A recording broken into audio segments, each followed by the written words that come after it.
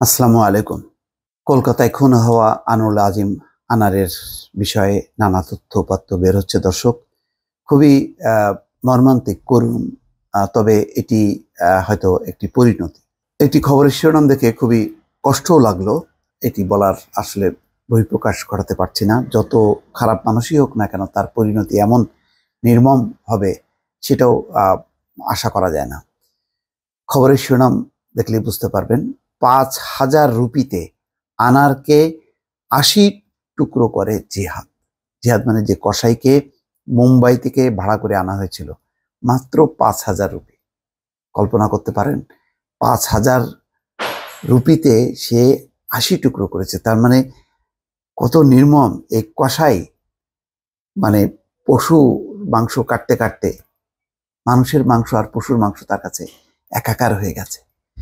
যদি এটি হতো ৫০ লাখ টাকা বা ৫ কোটি টাকা, সেটাও একটা কথা ছিল যে ঠিক আছে, আমি টাকার লোভে আমি করলাম। মাত্র ৫,০০০ টাকা। দর্শক, ঝিনাইদহ ৪ আসনের এমপি আনোয়ারুল আজিমের দেহ ৮০ টুকরো করে নিউ টাউনের ভাঙড় এলাকার নানা জায়গায় ছড়িয়ে দেওয়ার কথা স্বীকার করেছেন গ্রেপ্তার কসাই জিহাদ।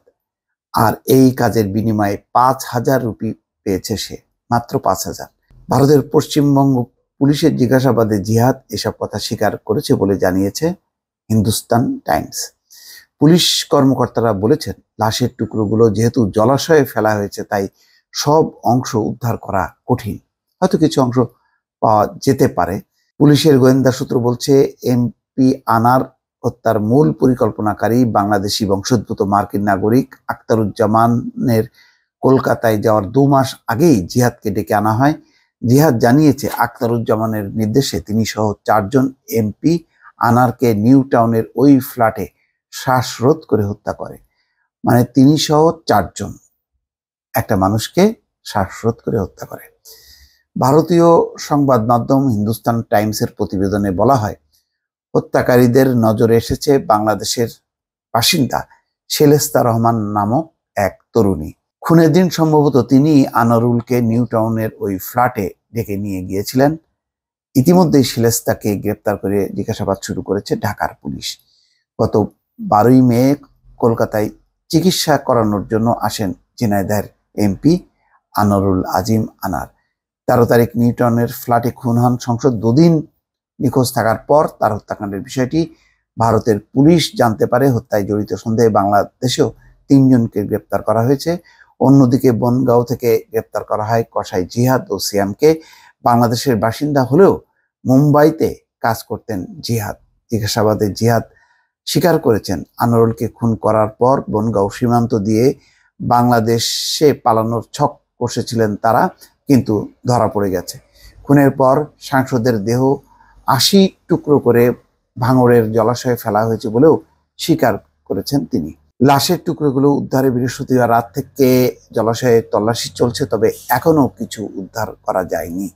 ভারতের গ্রেপ্তার হওয়া অভিযুক্ত সিয়াম ও জিহাদ জানিয়েছে, নিউ টাউনের অভিজাত আবাসনের ফ্ল্যাটে প্রথমে ক্লোরোফর্ম দিয়ে অজ্ঞান করা হয় আনোয়ারুলকে এবং পরে শ্বাসরোধ করে খুন করা হয়।